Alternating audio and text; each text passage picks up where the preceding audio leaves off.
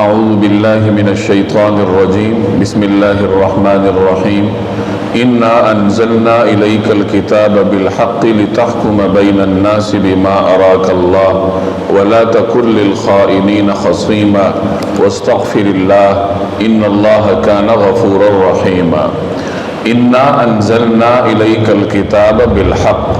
بے شک ہم نے حق پر مشتمل کتاب تم پر اس لیے نازل کی ہے لتحکم بین الناس، تاکہ آپ لوگوں کے درمیان فیصلہ کریں اس طریقے کے مطابق بما اراک اللہ، جو اللہ نے آپ کو سمجھا دیا ہے، ولا تکن للخائنین خصیما، اور خیانت کرنے والوں کے طرفدار نہ بنیے، واستغفر اللہ، اور اللہ سے مغفرت طلب کیجئے، ان اللہ کان غفور الرحیم، بے شک اللہ بہت بخشنے والا بڑا مہربان ہے۔ گزشتہ آیات میں اللہ تبارک و تعالی نے منافقین کا ذکر فرمایا، ان کے جو مختلف کارستانیاں تھیں، ان کے مختلف کرتوت تھے، ان کا ذکر ہوا، اور پھر اس کے بعد جہاد کا بیان تھا، جہاد اور ہجرت کے بعد قصر نماز اور نماز خوف کا بیان تھا۔ آج ان آیات میں اللہ تعالیٰ نے منافقین کے بعض دیگر کرتوتوں کا بیان فرمایا ہے۔ مدینہ منورہ میں بنو عبیرق نام کا ایک منافق خاندان آباد تھا، جس میں بشر اور مبشر نام کے بھائی تھے۔ ان میں سے ایک بھائی شاعر تھا، وہ رسول اللہ صلی اللہ علیہ وسلم کی حجب کیا کرتا تھا، آپ صلی اللہ علیہ وسلم کی شان میں نازیبہ اشعار کہا کرتا تھا، لیکن ہوشیاری یہ دکھاتا تھا کہ وہ اشعار کہہ کر کسی اور کی طرف نسبت کرتا تھا، اپنی شناخت چھپانے کی کوشش کرتا تھا۔ صحابہ کرام کو اس کے بارے میں تردد تھا، کچھ صحابہ کا یہ خیال تھا کہ یہ اشعار اسی کے ہیں، اور کچھ صحابہ کا یہ خیال تھا کہ یہ اشعار اس کے نہیں ہیں، یہ کسی اور کے ہو سکتے ہیں، کیونکہ اس کی شناخت ان اشعار سے واضح نہیں ہے۔ تو یہ ایک منافق خاندان تھا، 3 بھائیوں پر مشتمل۔ انہوں نے ایک کام کیا، حضرت رفاعہ رضی اللہ تعالی عنہ رسول اللہ صلی اللہ علیہ وسلم کے مخلص صحابی تھے اور آسودہ حال تھے۔ ان کے بالاخانے میں گندم کی ایک بوری رکھی تھی، گندم کی تھی یا گندم کے آٹے کی ایک بوری تھی، اور اس بوری کے اوپر کچھ ہتھیار بھی رکھے ہوئے تھے۔ اس زمانے میں گندم کا آٹا کھانا ہر آدمی کے بس میں نہیں تھا، بلکہ کوئی بہت ہی خوشحال شخص ہو تو اسے گندم کا آٹا میسر ہوتا تھا، ورنہ عام طور پر لوگ جو کا آٹا کھا لیا کرتے تھے یا کھجورے وغیرہ کھا کر اپنی بھوک کا سامان کرتے تھے۔ تو گندم کا آٹا کھانا یہ کسی شخص کو میسر ہوتا تھا۔ یہ صحابی چونکہ خوشحال تھے تو اللہ نے انہیں یہ نعمت دی تھی کہ ان کے بالاخانے میں یا ان کے گودام میں گندم کی بوری رکھی تھی۔ تو ایک مرتبہ رات کو ان کے گھر میں چوری ہوئی اور وہ بوری کسی نے چرا لی۔ جب تفتیش شروع ہوئی تو تفتیش کے دوران پتہ چلا کہ بنو عبیرق خاندان کے گھر میں گزشتہ رات کو گندم کی روٹی پکی ہے۔ گندم کی روٹی چونکہ اس زمانے میں ایک شاذ اور نادر ہوتی تھی، اگر کسی کے ہاں پائی جائے تو وہ ایک یوں سمجھ لیں کہ بریکنگ نیوز ہوتی تھی کہ اس کے پاس گندم کی روٹی ہے۔ تو پتہ چلا کہ اس خاندان کے ہاں کل گندم کی روٹی تھی، حالانکہ یہ تو مالی طور پر اتنا مضبوط نہیں ہے کہ وہ گندم کا بندوبست کر سکے۔ تو چوری کا سرا ان کے پاس سے مل رہا تھا۔ جب ان سے تفتیش شروع ہوئی تو انہوں نے الزام ایک صحابی پہ لگا دی، ان کے اوپر الزام لگایا کہ انہوں نے چورائی ہے، ہم نے نہیں چوری کی۔ جب ان صحابی کو پتہ چلا تو وہ تلوار لے کے ان کے گھر آئے اور کہا کہ یا تو چوری ثابت کرو اور یا پھر اپنی غلطی تسلیم کرو، ورنہ یہ تلوار ہمارے درمیان فیصلہ کرے گی۔ تو انہوں نے ڈر کے مارے اپنی غلطی تسلیم کر لی کہ نہیں، آپ بری ہیں، ہم سے یہ غلطی ہوئی ہے، ہم نے یہ چوری کی ہے۔ ان کے سامنے تو غلطی مان لی تلوار کے ڈر سے، لیکن ہوشیاری یہ دکھائی کہ ایک وفد جناب رسول اللہ صلی اللہ علیہ وسلم کی خدمت میں بھیجا اور ان میں اپنی برادری کی ایک معتبر شخصیت کو بھی بھیجا جو مخلص مسلمان تھے، صحابی تھے، ان کو بھی بھیجا. انہیں حقیقت حال کا علم نہیں تھا. ان کے سامنے یہ مظلوم بن گئے کہ ہمارے اوپر ظلم ہو رہا ہے اور ہم پہ چوری کی تہمت لگائی جا رہی ہے. تو وہ وفد رسول اللہ صلی اللہ علیہ وسلم کی خدمت میں حاضر ہوا اور آپ صلی اللہ علیہ وسلم کو صورتحال بتائی کہ اس طریقے سے ہمارے یہ رشتہ دار ہیں، اعزاء اور اقرباء ہیں، اور ان کے اوپر اس طرح الزام لگایا جا رہا ہے. تو نبی کریم صلی اللہ علیہ وسلم نے جب دیکھا کہ اتنے مخلص مسلمان ان کی سفارش کر رہے ہیں تو آپ نے یہی خیال فرمایا کہ یہ صحیح کہہ رہے ہوں گے. یہ انہوں نے پہلے سے نبی کریم صلی اللہ علیہ وسلم کے دربار میں اپنی صفائی ثابت کرنے کی کوشش کی. ادھر جن کی چوری ہوئی تھی حضرت رفاع، ان کے بھتیجے تھے حضرت قتادہ رضی اللہ تعالیٰ عنہ. تو حضرت رفاع نے حضرت قتادہ کے سامنے صورتحال رکھی اور ان سے کہا کہ نبی کریم صلی اللہ علیہ وسلم کی خدمت میں جا کے معاملہ پیش کرو کہ اس طرح کا معاملہ ہوا ہے. حضرت قتادہ جب نبی کریم صلی اللہ علیہ وسلم کی خدمت میں حاضر ہوئے اور انہوں نے صورتحال آپ کو بتائی تو رسول اللہ صلی اللہ علیہ وسلم نے پہلے سے ان کی صفائی کے بارے میں معتبر مسلمانوں سے سن رکھا تھا. تو آپ نے حضرت قتادہ سے فرمایا کہ ایسے معتبر لوگ ان کی سفارش کر رہے تھے، آپ لوگ خواہ مخواہ ان پہ الزام لگا رہے. حضرت قتادہ نے جب اس طریقے سے رسول اللہ صلی اللہ علیہ وسلم کے فرمودات کو سنا تو وہ بڑے دل گرفتہ ہوئے اور آ کے حضرت رفاع کو کہا کہ صورتحال تو الٹی ہو چکی ہے اور نبی کریم صلی اللہ علیہ وسلم کی بارگاہ میں انہوں نے جا کے اپنی صفائیاں پیش کی ہوئی ہیں. تو گویا کہ چوری بھی ہماری ہوئی ہے اور نبی کریم صلی اللہ علیہ وسلم کی بارگاہ سے ناگواری کا اظہار بھی ہم پہ فرمایا گیا. تو یہ صورتحال ان کے لیے بڑی پریشان کن تھی. حضرت رفاع نے فرمایا کہ اللہ تو ہے اور مجھے امید ہے کہ اللہ جل جلالہ صحیح صورتحال سے جناب رسول اللہ صلی اللہ علیہ وسلم کو آگاہ کرے گا. تو اس پہ اللہ نے پھر یہ آیات نازل کی جن میں ان منافقین کے نفاق کا پول کھولا. تو ایک روایت میں یہ آتا ہے کہ انہوں نے اس طریقے سے گندم کی بوری چڑائی، اپنے پاس لے گئے اور الزام ایک صحابی پہ دھر دیا. اور ایک اور روایت بھی منقول ہے کہ انہوں نے گندم کی بوری چڑائی اور جا کر ایک یہودی کے گودام میں رکھ دی، یہودی کے گھر میں رکھ دی اور لے کر اس طریقے سے گئے کہ راستے میں اس کے آثار ملتے جائیں، کچھ گندم یا آٹا گرتا جائے تاکہ جب تفتیش ہو تو یہودی کے ہاتھ سے برآمد ہو. تو انہوں نے وہ گندم کی بوری جا کر یہودی کے پاس رکھی، بطور امانت رکھوائی ہوگی. اب جب تفتیش شروع ہوئی تو یہودی کے پاس سے وہ مال برآمد ہوا. یہودی نے جب یہودی سے پوچھا گیا تو اس نے کہا میرے پاس تو انہوں نے رکھوائی ہے، اور وہ مکر گئے کہ ہم نے نہیں رکھوائی. اب بظاہر الزام یہودی پہ آ رہا تھا چونکہ اس کے ہاں سے مال برآمد ہوا تھا. تو بعد میں جب اللہ نے یہ آیات نازل کی تو وہ یہودی بھی بری ہوا. تو بہرحال جو اصل چور تھا اس کی چوری کا پول اللہ تبارک و تعالی نے ان آیات میں کھولا، اور جن کی طرف چوری کی تہمت وہ کر رہے تھے، چوری کا الزام وہ لگا رہے تھے، چاہے وہ صحابی ہوں یا اس یہودی کی بات ہو، جس طرح مختلف روایات میں نے عرض کی ہیں، تو اللہ تبارک و تعالی نے ان بے گناہوں کی بے گناہی کو ثابت فرمایا اور ان کے نفاق کا پول کھولا. روایات میں آتا ہے کہ جب ان کی چوری کا پول کھلا تو ان کو چاہیے تھا، اگر ان کے دل میں ایمان موجود ہوتا، کہ وہ حاضر ہو کر حد سرقہ اپنے اوپر نافذ کرواتے جو چوری کی سزا ہے، چوری کی سزا بھگتتے، اپنے آپ کو پاک کرواتے. لیکن چونکہ ان کے دل میں ایمان کا شائبہ بھی نہیں تھا تو وہ جس نے چوری کی تھی وہ وہاں سے بھاگ گیا، مدینہ منورہ گیا اور وہاں جا کر سلافہ نامی ایک خاتون کے پاس ٹھہرا. حضرت حسان کو جب پتہ چلا تو انہوں نے اس منافق اور سلافہ نامی خاتون کے بارے میں کچھ اشعار کہے. اس زمانے میں اشعار میڈیا کا کردار ادا کرتے تھے، اور اگر کوئی شخص کسی کے بارے میں شعر کہہ دیتا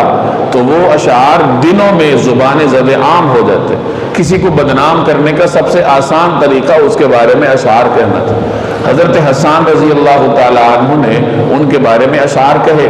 جب سلافہ نامی اس خاتون کو پتہ چلا کہ یہ شخص جو میرے ہاں ٹھہرا ہے اس کی وجہ سے میرے بارے میں اشعار کہیں گے، تو اس خاتون نے اس شخص کا سامان اٹھا کے وادی بطحا میں پھینکا، اسے گھر سے نکالا. اس طریقے سے وہ بیار و مددگار ہوا، اور کہا جاتا ہے کہ بعد میں کسی دیوار کے نیچے دب کر وہ مر گیا، اپنے انجام تک پہنچا. تو یہ انجام ہوا ایک ایسے شخص کا کہ جس کے دل میں نفاق تھا،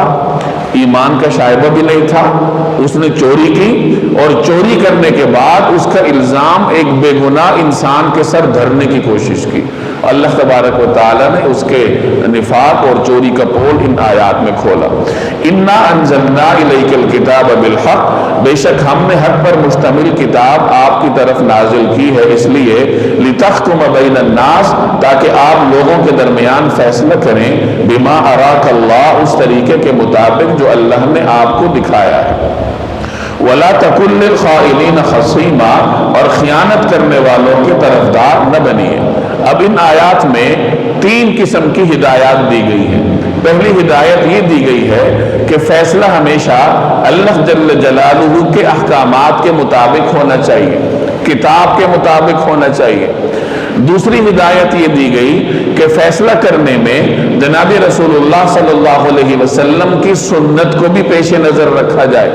جیسے اللہ نے یہاں فرمایا لِتَحْكُمَ بَيْنَ النَّاسِ بِمَا أَرَاكَ اللَّهُ، تاکہ آپ فیصلہ کریں اس طریقے کے مطابق جو اللہ نے آپ کو سمجھایا ہے، جو اللہ نے آپ کو دکھایا ہے۔ گویا کہ اللہ نے قرآن کریم کے علاوہ بھی مختلف ہدایات جناب رسول اللہ صلی اللہ علیہ وسلم کے قلب اطہر پر القاء فرمائی ہیں،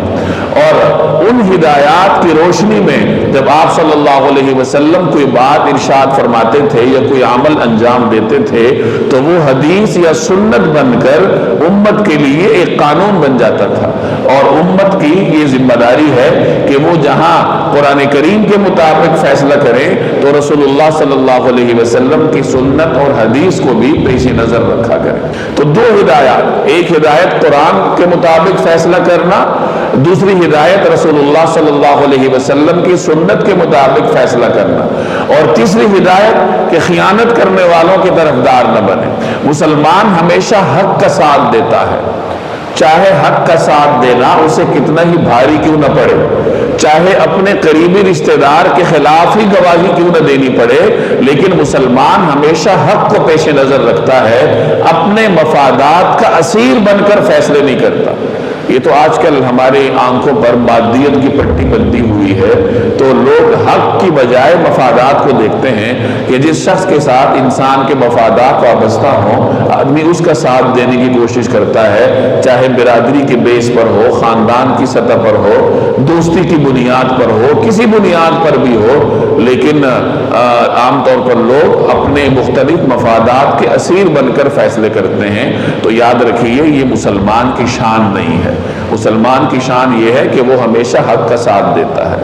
وَاسْتَغْفِرِ اللَّهِ، اور اللہ سے مغفرت طلب کریں، ان اللہ کان غفور الرحیم، بے شک اللہ بہت بخشنے والا بڑا مہربان ہے۔ وَلَا تُجَادِلْ عَنِ الَّذِينَ يَخْتَانُونَ أَنفُسَهُمْ إِنَّ اللَّهَ لَا يُحِبُّ مَنْ كَانَ خَوَّانًا أَثِيمًا يَسْتَخْفُونَ مِنَ النَّاسِ وَلَا يَسْتَخْفُونَ مِنَ اللَّهِ وَهُوَ مَعَهُمْ إِذْ يُبَيِّتُونَ مَا لَا يَرْضَى مِنَ الْقَوْلِ وَكَانَ اللَّهُ بِمَا يَعْمَلُونَ مُحِيطًا۔ وَلَا تُجَادِلْ عَنِ الَّذِينَ يَخْتَانُونَ أَنفُسَهُمْ، اور کسی تنازع میں ان لوگوں کی وکالت نہ کیجیے، الذین یختانون انفسہم، جو خود اپنی جانوں سے خیانت کرتے ہیں، ان اللہ لا یحب من کان خوانا اثیما، اللہ کسی بھی خیانت کرنے والے گناہگار کو پسند نہیں کرتا، چونکہ وہ لوگ پہلے سے آ کر نبی کریم صلی اللہ علیہ وسلم کی بارگاہ میں اپنی صفائی دینے کی کوشش کر چکے تھے،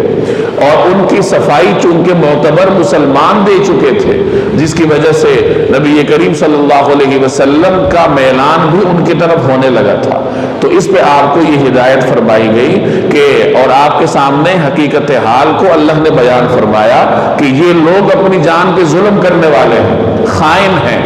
اور چونکہ یہ اپنی جان پر ظلم کرنے والے ہیں لہٰذا آپ اپنا میلان ان کی جانب مت رکھیے۔ تو فرمایا وَلَا تُجَادِلْ عَنِ الَّذِينَ يَخْتَانُونَ أَنفُسَهُمْ، کسی تنازع میں ان لوگوں کی وکالت نہ فرمائیے جو خود اپنی جانوں سے خیانت کرتے ہیں، کیونکہ اللہ پسند نہیں کرتا ایسے شخص کو خوانن، جو خیانت کرنے والا ہو، اثیمن، گناہگار ہو۔ یستخفون من الناس، یہ ڈرتے ہیں لوگوں سے، یا شرماتے ہیں لوگوں سے، ولا یستخفون من اللہ، اللہ سے نہیں ڈرتے، وہو معہم، حالانکہ اللہ ان کے ساتھ ہوتا ہے، اذ یبیتون ما لا یرضی من القول، جب وہ رات کو ایسی باتیں کرتے ہیں جو اللہ کو پسند نہیں ہوتی، وکان اللہ بما یعملون محیطا، اور جو کچھ یہ کر رہے ہیں اللہ نے ان سب کا احاطہ کر رکھا ہے۔ جس وقت یہ رات کو بیٹھ کے منصوبے بناتے ہیں اور ایسی باتیں کرتے ہیں جو اللہ کو پسند نہیں ہے، یعنی دوسروں پر تہمت لگانے کے مشورے انہوں نے رات کو کیے جو اللہ کو پسند نہیں تھے، تو اس وقت بھی اللہ ان کے ساتھ تھا جب یہ مشورے کر رہے تھے، کیونکہ اللہ تبارک و تعالی ان کے تمام کاموں پر محیط ہے، اللہ نے ان کا احاطہ کیا ہوا ہے۔ بعض مفسرین فرماتے ہیں کہ نبی کریم صلی اللہ علیہ وسلم نے اپنے جذبہ رحمت اور شفقت کی وجہ سے ان کے حق میں سفارش فرمائی تھی، یا اللہ تبارک و تعالیٰ کی بارگاہ میں ان کے حق میں دعا فرمائی، تو اللہ جل جلالہ نے پھر آپ صلی اللہ علیہ وسلم کو ان کے حق میں دعا کرنے سے روکا کہ ان لوگوں کی اس قسم کی صورتحال ہے، لہٰذا آپ ان کے حق میں سفارش نہ فرمائیے۔ اور بعض حضرات نے فرمایا کہ رسول اللہ صلی اللہ علیہ وسلم نے سفارش تو نہیں فرمائی،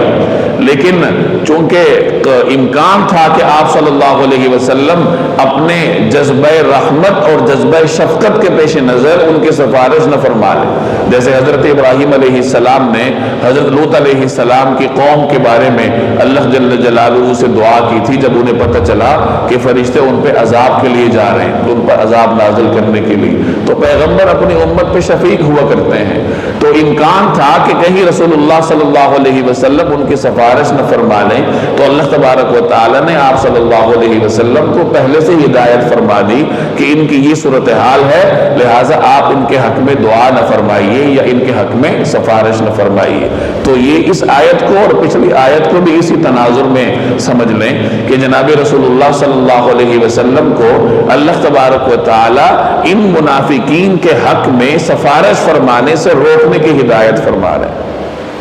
ہا انتم ہؤلاء جادلتم عنہم فی الحیات الدنیا فمن یجادل اللہ عنہم یوم القیامت ام من یکون علیہم وکیلا۔ ہا انتم ہؤلاء، تم لوگوں کی بساط تو اتنی ہی ہے، جادلتم عنہم فی الحیات الدنیا، کہ تم نے دنیاوی زندگی میں لوگوں سے جھگڑ کر ان کی حمایت کر لی، فمن یجادل اللہ عنہم یوم القیامہ، بھلا اس کے بعد قیامت کے دن اللہ جل جلالہ کی بارگاہ میں ان کی طرف سے کون لڑے گا؟ ام من یکون علیہم وکیلا، یا کون ان کا وکیل بنے گا؟ بھلا اس کے بعد قیامت کے دن اللہ سے جھگڑ کر کون ان کی حمایت کرے گا یا کون ان کا وکیل بنے گا؟ چونکہ کچھ صحابہ کرام نے ان کی زبان درازی سے متاثر ہو کے ان کی سفارش کی تھی، جیسے میں نے عرض کیا کہ جب انہوں نے وفد رسول اللہ صلی اللہ علیہ وسلم کی خدمت میں بھیجا تو ان میں ان کے خاندان کے ایک معتبر ایسے شخصیت بھی تھے جو کہ صحابہ کرام میں ان کا شمار ہوتا تھا، تو اللہ تبارک و تعالی اس آیت میں مسلمانوں کو عمومی طور پر ایک ہدایت فرما رہے ہیں کہ ان کی طرف سے ہو کے آپ مت جھگڑیے،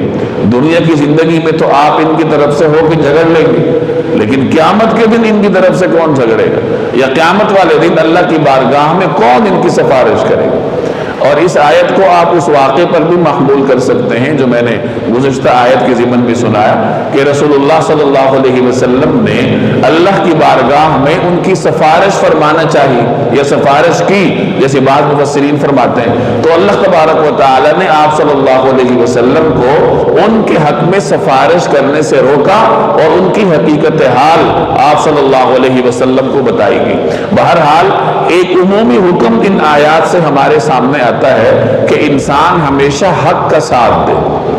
اور کہیں ایسا نہ ہو کہ کوئی شخص اپنی زبان درازی کے بل بوتے پر آپ کو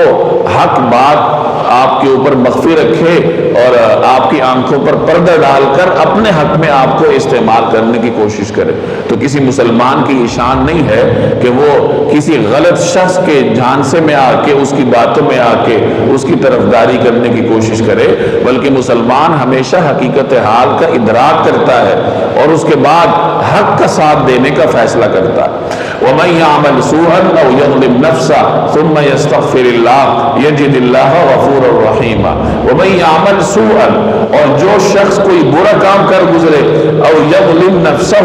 یا اپنی جان پر ظلم کر بیٹھے ثم یستغفر اللہ پھر اللہ سے معافی مانگ لے یجد اللہ غفور الرحیم تو وہ اللہ کو بہت بخشنے والا بڑا مہربان پائے گا ومن یعمل سوءا او یظلم نفسہ یہاں دو الفاظ استعمال ہوئے ایک سوء اور ایک ظلم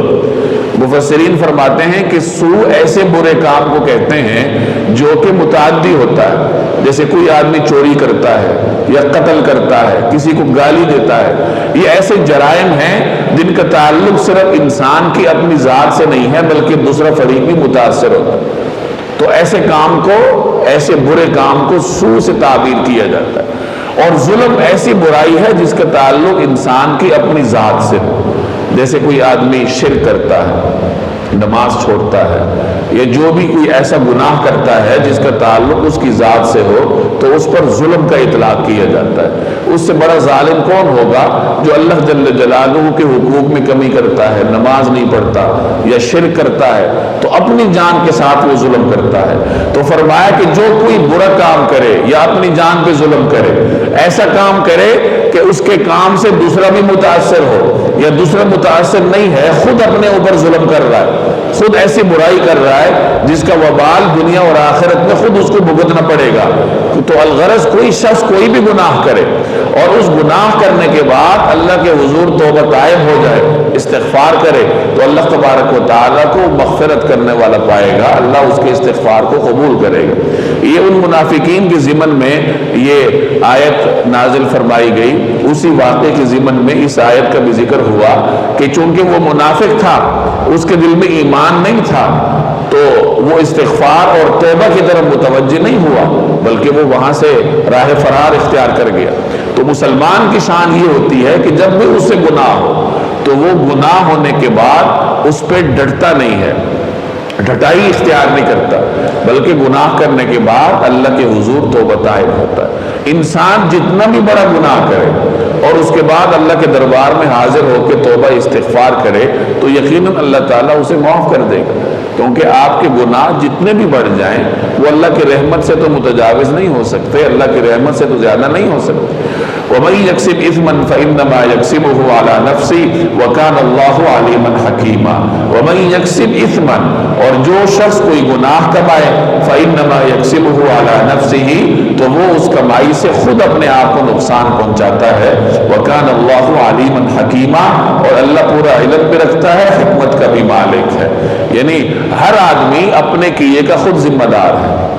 اگر کوئی اچھا کام کرے گا اس کا فائدہ اسی کو ملے گا اور کوئی شخص برا کام کرتا ہے تو اس کا نقصان اسی کو ہوگا وَمَن يَكْسِبْ خَطِيئَةً اور اگر کوئی شخص کسی غلطی کا مرتکب ہو اور اسمن یا کسی گناہ کا مرتکب ہو ثُمَّ يَرْمِ بِهِ بَرِيئًا پھر اس کا الزام کسی بے گناہ کے ذمہ لگائے فَقَدْ احْتَمَلَ بُهْتَانًا وَإِثْمًا مُبِينًا تو وہ بڑا بھاری بہتان اور کھلا گناہ اپنے اوپر لاد لیتا ہے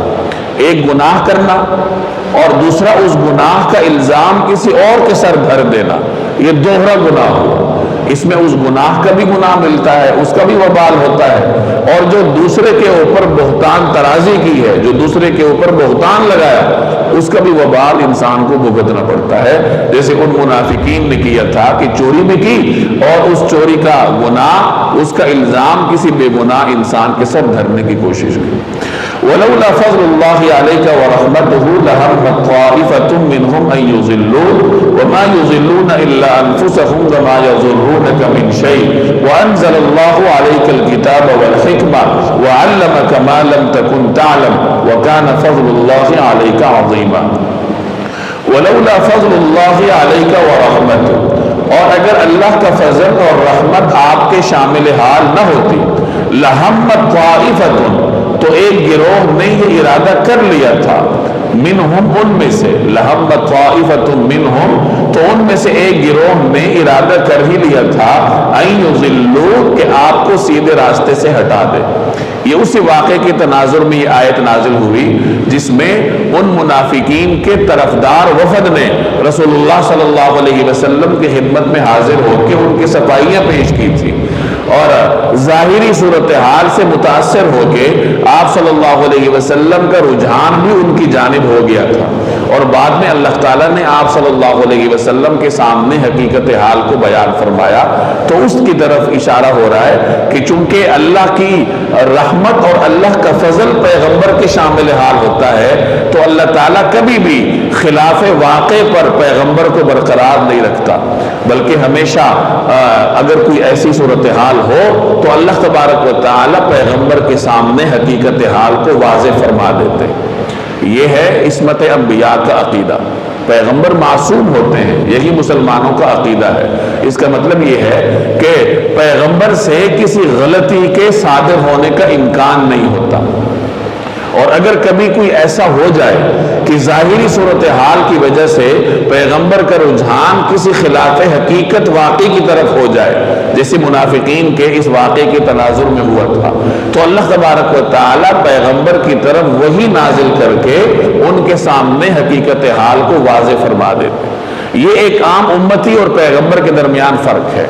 عام امت میں بھی بڑے بڑے مجتہد گزرے ہیں، بڑے بڑے علماء گزرے ہیں، قاضی فیصلہ کرتا ہے، بڑے بڑے قاضی گزرے ہیں۔ مجتہد ہو یا قاضی ہو، اس کا کام ہوتا ہے کہ وہ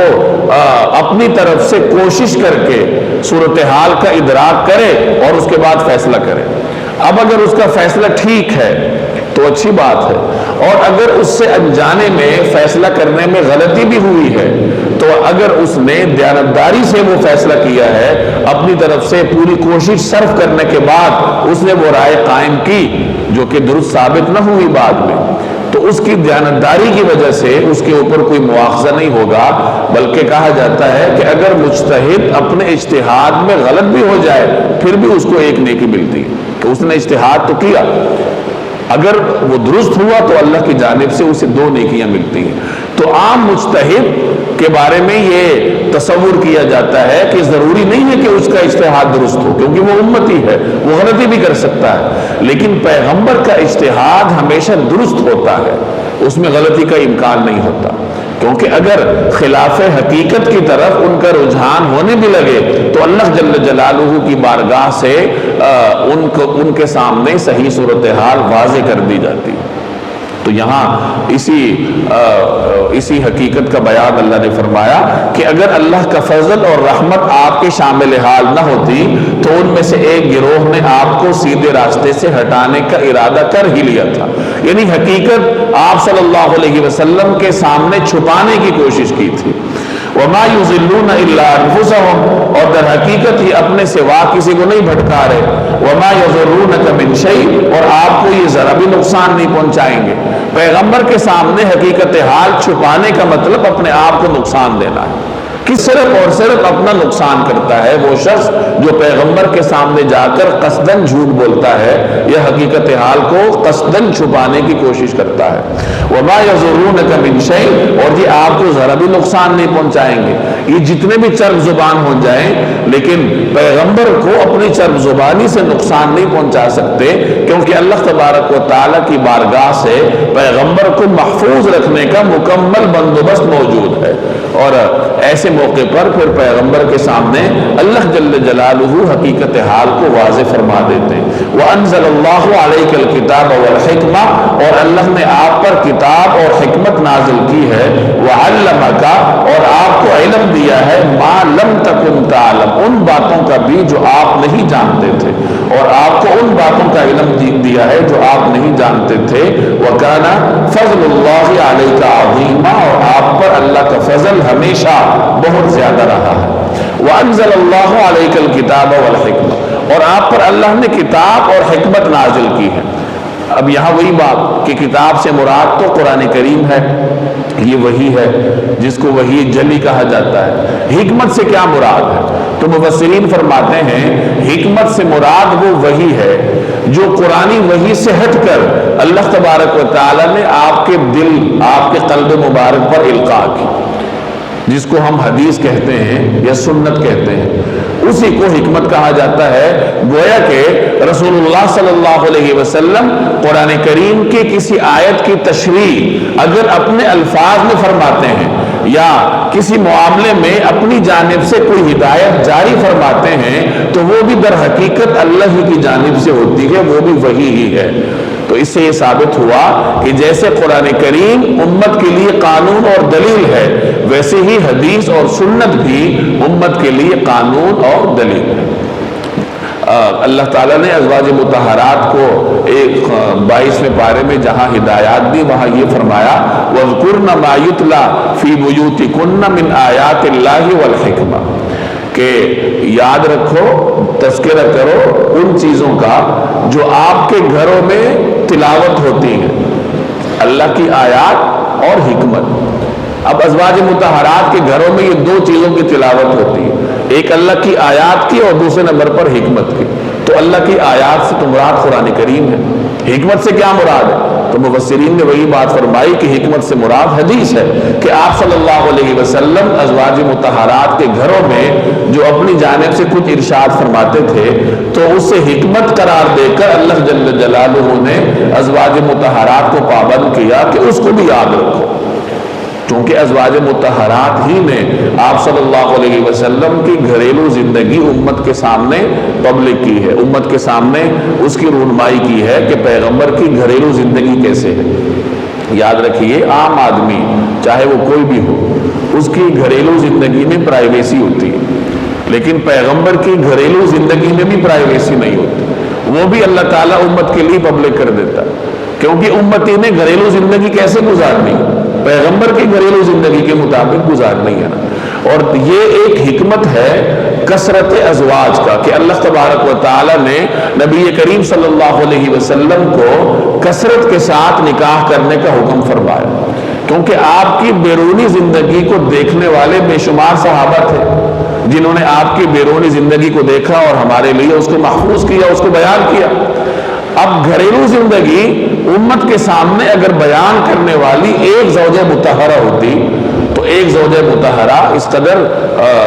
وسوخ کے ساتھ اور کثرت کے ساتھ بیان نہ فرماتی جس طریقے سے 11 ازواج مطہرات نے آپ صلی اللہ علیہ وسلم کی گھریلو زندگی کو دیکھا اور امت کے سامنے بیان فرمایا۔ چنانچہ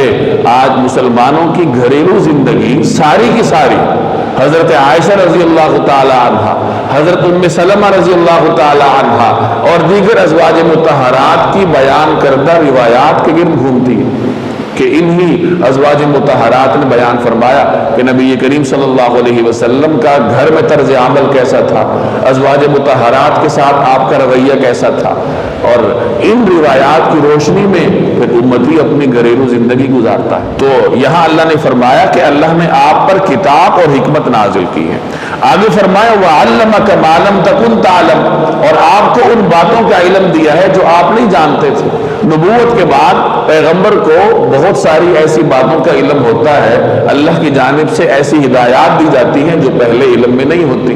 جیسے ایک اور جگہ اللہ نے فرمایا وَمَا كُنْتَ تَدْرِي مَا الْكِتَابُ، کہ آپ کو پہلے علم نہیں تھا کہ کتاب کیا ہوتی ہے، یہ تو اللہ نے بعد میں آپ پر نازل کی تو آپ کے علم میں آیا کہ کتاب کیا ہوتی ہے، اللہ کے احکامات کیا ہوتے ہیں۔ تو بہرحال اللہ کی جانب سے پیغمبر کو بہت سارے علوم عطا ہوتے ہیں، اور یاد رکھیے کہ پیغمبر کے علوم کا ادراک ایک امتی نہیں کر سکتا۔ یہ تو کامن سینس کی بات ہے کہ دنیا میں اگر کوئی شخص کسی ایک منصب پر ہے تو اس کا ہم منصب ہی اس کے فن کا ادراک کر سکتا ہے، اس کا جائزہ لے سکتا ہے۔ ایک ڈاکٹر کتنا ماہر ڈاکٹر ہے میں اور آپ تو اس کا اندازہ نہیں لگا سکتے، البتہ ڈاکٹر آپس میں بیٹھ کے یہ طے کر سکتے ہیں اور یہ جان سکتے ہیں کہ کون کتنے پانی میں ہے، کون کتنا اچھا ڈاکٹر ہے۔ اگر 2-4 انجینئرز ہوں تو وہی ایک دوسرے کو سمجھ سکتے ہیں، میں اور آپ کسی انجینئر کے فن کے بارے میں کوئی تبصرہ نہیں کر سکتے کیونکہ ہم اس فن کے لوگ نہیں ہیں۔ اسی طریقے سے پیغمبر کے علوم کو بھی کوئی پیغمبر ہی جان سکتا ہے، اور پیغمبر کے مقام اور منصب کا ادراک بھی کوئی پیغمبر ہی کر سکتا ہے۔ آپ امتی نہ تو پیغمبر کے علوم کا ادراک کر سکتا ہے، نہ پیغمبر کے مقام کو جان سکتا ہے۔ مقام نبوت تو بہت بلند ہے، چنانچہ ایک روایت میں آپ صلی اللہ علیہ وسلم نے خود صحابہ سے ارشاد فرمایا ایکم مثلی، تم میں سے کون ہے جو میری طرح ہے، یطعمنی ربی ویسقینی، مجھے تو میرا رب کھلاتا بھی ہے پلاتا بھی ہے۔ آپ صلی اللہ علیہ وسلم نے ایک موقع پہ صحابہ کرام کو صوم وصال سے منع فرمایا اور صوم داؤدی کا حکم دیا۔ صوم وصال کہتے ہیں پے در پہ ایسے روزے رکھنا جس میں افطار نہ ہو، بغیر کھائے پیے مسلسل روزے رکھنا۔ اور صوم داؤدی کا مطلب ہے ایک دن روزہ رکھنا، ایک دن افطار کرنا۔ تو نفلی روزے اگر کوئی شخص مسلسل رکھے اور اس طریقے سے رکھے کہ نہ کھائے نہ پیے، نہ افطار کرے نہ سحری کرے، تو ایک عام امتی کے لیے یہ طرز عمل پسندیدہ نہیں، بلکہ نفلی روزوں کے لیے پسندیدہ طرز عمل یہ ہے کہ وہ ایک دن افطار کرے ایک دن روزہ رکھے۔ اگر مسلسل روزے رکھے گا تو کمزور ہو جائے۔ تو صحابہ کرام کو آپ نے منع فرمایا، لیکن آپ خود رکھتے تھے۔ تو کسی صحابے نے عرض کیا ہوگا کہ یا رسول اللہ آپ بھی تو رکھتے ہیں،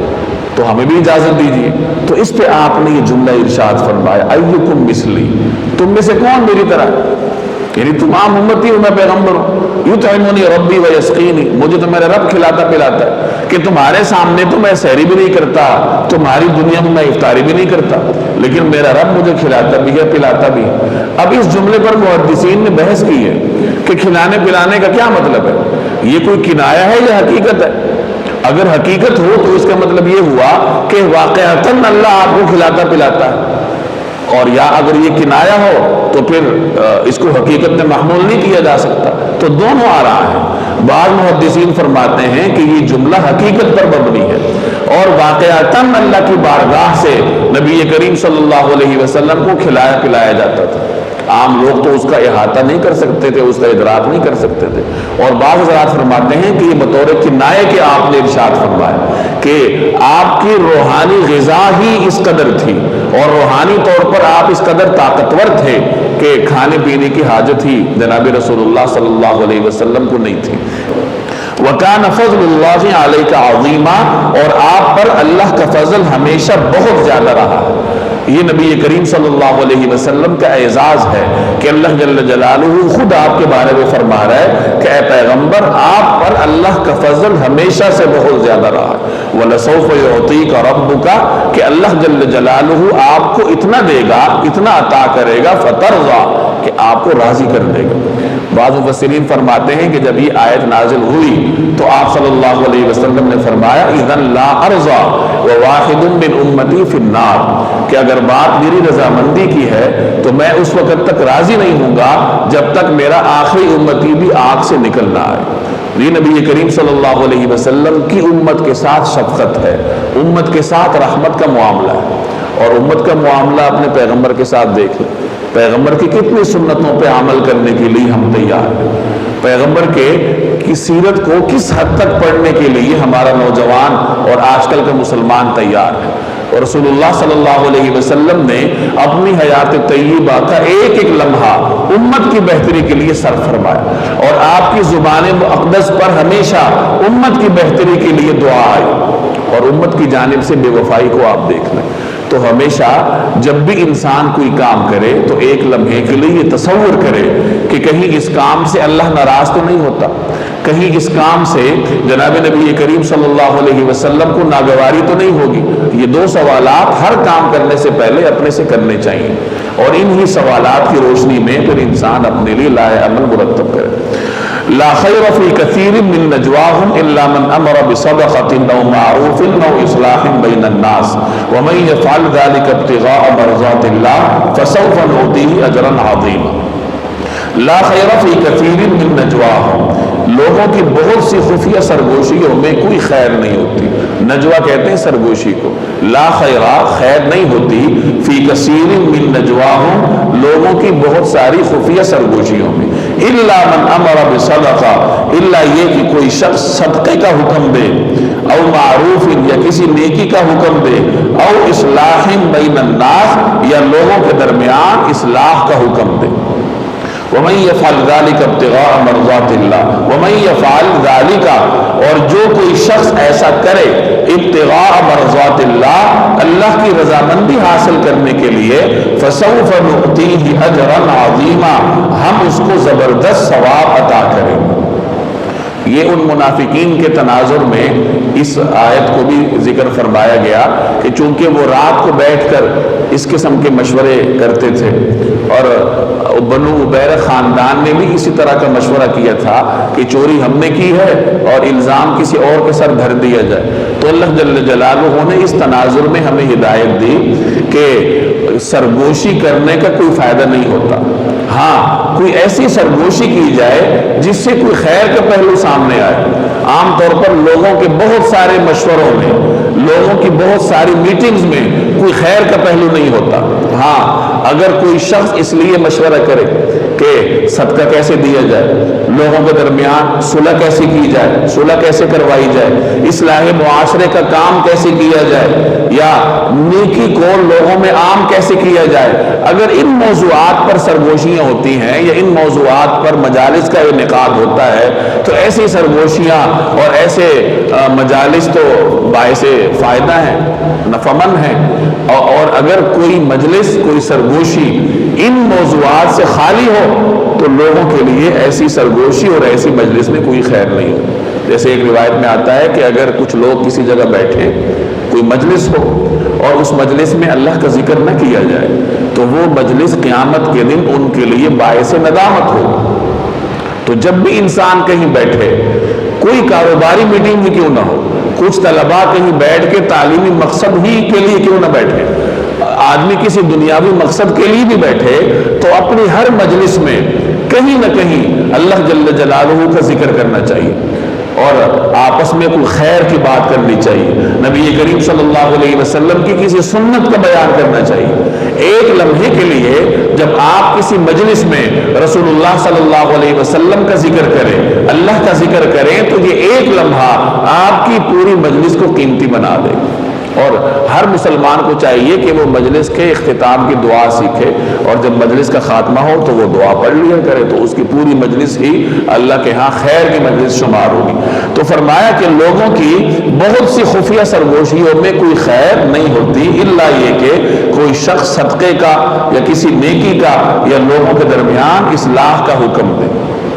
صدقے کا حکم دینا، صدقہ کس کو کہا جاتا ہے؟ عام طور پر یہ سمجھا جاتا ہے کہ شاید مالی طور پر کسی کو کوئی نفع پہنچانا ہی صدقہ ہوتا ہے۔ یاد رکھیے، مالی طور پر کسی کو نفع پہنچانا تو صدقہ ہے، لیکن اس کے علاوہ بھی بہت سارے ایسے کام ہیں جو صدقے کے دائرہ کار میں آتے ہیں۔ ایک حدیث میں آتا ہے کہ انسان کے جسم میں 360 جوڑ ہے، اور صبح جب ہوتی ہے تو ہر آدمی کے اوپر ہر جوڑ کے بدلے میں ایک نیکی ہوتی ہے، ایک صدقہ ہوتا ہے کہ وہ ہر جوڑ کے بدلے میں صدقہ دے۔ اب اس پہ پھر یہ سوال پیدا ہوا کہ ہر آدمی اتنی وسعت کہاں رکھتا ہے کہ وہ 360 جوڑوں کے عوض میں صدقہ دیتا پھرے؟ اگر صدقے سے مراد مالی صدقہ ہی ہو تو ہر آدمی تو اس کی استطاعت نہیں رکھتا۔ تو اس کا جواب اسی روایت کے اگلے حصے میں ہے کہ کوئی اچھائی کی بات کہہ دو، وہ بھی صدقہ ہے، راستے سے کانٹا ہٹا دو، وہ بھی صدقہ ہے۔ بعض روایات میں آتا ہے کہ کسی کو سالن نکال کے دے دو، کہیں آپ بیٹھے ہیں اور سالن نکالنا ہے تو کسی کی پلیٹ میں آپ سالن ڈال دیں تو آپ کی طرف سے یہ صدقہ ہے۔ یعنی صدقہ جہاں مالی ہوتا ہے وہاں جسمانی بھی ہوتا ہے، زبانی بھی ہوتا ہے۔ آپ نے کوئی خیر کی بات کہی تو اللہ کی بارگاہ میں وہ آپ کی طرف سے صدقہ شمار ہوگا۔ راستے سے کانٹا ہٹا دیا، یہ بھی اللہ کی بارگاہ میں صدقہ شمار ہوتا ہے۔ لوگوں کے درمیان صلح کروانا، اصلاح معاشرے کی کوشش کرنا، یہ بھی اللہ کی بارگاہ میں بطور صدقے کے آپ کے نامہ اعمال میں درج ہوتا ہے۔ تو یہ صدقے کا دائرہ کار ہے۔ مالی بھی صدقات بھی اس میں آتے ہیں اور بدنی اور زبانی صدقات بھی اس میں آتے ہیں۔ تو انسان کو چاہیے کہ صدقے کی ہر قسم میں اپنے لیے انتظام کرے، مالی طور پر بھی صدقوں کا اہتمام کرے، زبانی طور پر بھی صدقوں کا اہتمام کرے، اور بدنی طور پر بھی جن کاموں کو صدقہ شمار کیا گیا ہے ان کی بھی کوشش کرے۔ وَمَن يَفْعَلْ ذَلِكَ ابْتِغَاءَ مَرْضَاتِ اللَّهِ فَسَوْفَ نُؤْتِيهِ أَجْرًا عَظِيمًا، اور جو شخص اللہ کی رضا حاصل کرنے کے لیے ایسا کرے گا تو ہم اس کو زبردست ثواب عطا کریں گے۔ یعنی جو اللہ کی رضا کے لیے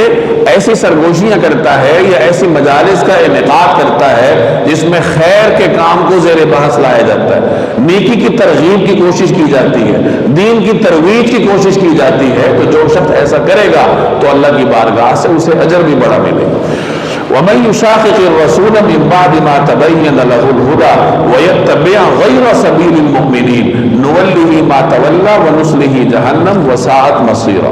ومن یشاقق الرسول، اور جو شخص رسول کی مخالفت کرے من بعد ما تبین لہ الہدی، بعد اس کے کہ اس کے سامنے ہدایت واضح ہوئی، اور جو شخص اپنے سامنے ہدایت واضح ہونے کے بعد بھی رسول کی مخالفت کرے وَيَتَّبِعْ غَيْرَ سَبِيلِ الْمُؤْمِنِينَ، اور مومنوں کے راستے کے سوا کسی اور راستے کی اتباع کرے، کسی اور راستے کی پیروی کرے، نُوَلِّهِ مَا تَوَلَّى، نُوَلِّهِ ہم اس کو حوالے کر دیں گے، ما تولا جو اس نے خود اپنائی ہے، ہم اس کو اس راہ کے حوالے کر دیں گے جو اس نے خود اپنائی ہے، وَنُصْلِهِ جہنم، اور اسے دوزخ میں جھونکیں گے، وَسَاءَتْ مَصِيرًا، اور وہ بہت برا ٹھکانہ ہے۔ اس آیت میں مسلمانوں کو دو چیزوں کا حکم دیا گیا، ایک یہ کہ ہمیشہ پیغمبر کی اطاعت کریں، اور دوسرے نمبر پر جو مومنین کا عام راستہ ہے، جو عام مسلمانوں کا طرز عمل ہے، اس طرز عمل کی پیروی کرنے کی کوشش کریں، کیونکہ عام طور پر مسلمانوں کی جماعت کو اللہ تبارک و تعالی من حیث الجماعت گمراہ نہیں کرتا۔ انہیں ایسا کبھی نہیں ہوگا کہ تمام مسلمان گمراہی پر جمع ہو جائیں، تمام مسلمان کسی غلط کام پر مجتمع ہو جائیں، ایسا کبھی نہیں ہوتا۔ کوئی چھوٹی سی جماعت غلطی بھی ہو جائے گی، کوئی فرد غلطی بھی ہو جائے گا، لیکن جمہور مسلمانوں کو اللہ تبارک و تعالی خیر پر ہی رکھتا ہے۔ تو مسلمانوں کو حکم دیا گیا کہ پیغمبر کی اطاعت کرو، اور جس معاملے میں مسلمانوں کا اتفاق ہو تو بظاہر وہ اتفاق پیغمبر ہی کے حکم پہ مبنی ہوگا یا اللہ کے حکم کا نتیجہ ہوگا، تو کوشش کرو کہ عام مسلمانوں کے راستے سے ہٹ کر کوئی نیا راستہ اپنانے کی کوشش نہ کرو۔ کوئی بھی حکم جب ثابت کیا جاتا ہے تو چار دلائل میں سے کسی ایک دلیل کی بنیاد پہ ثابت ہوتا ہے، یا تو حکم کسی آیت کی روشنی میں طے کیا جاتا ہے، یا جناب نبی کریم صلی اللہ علیہ وسلم کے فرمان یا آپ صلی اللہ علیہ وسلم کے عمل کے نتیجے میں کوئی قانون بنتا ہے، یا کسی مجتہد کے قیاس کے نتیجے میں بنتا ہے کہ کسی معاملے کا حکم واضح نہیں ہوتا تو کوئی نیا معاملہ درپیش ہوتا ہے تو مجتہد اس جیسے کسی قدیم معاملے کو تلاش کرتا ہے، اور اس قدیم معاملے میں جو علت پائی جاتی ہے تو اسی علت کی بنیاد پہ، اسی معاملے کی بنیاد پہ نئے معاملے کو بھی حل کیا جاتا ہے۔ اور چوتھے نمبر پر اجماع دلیل ہے۔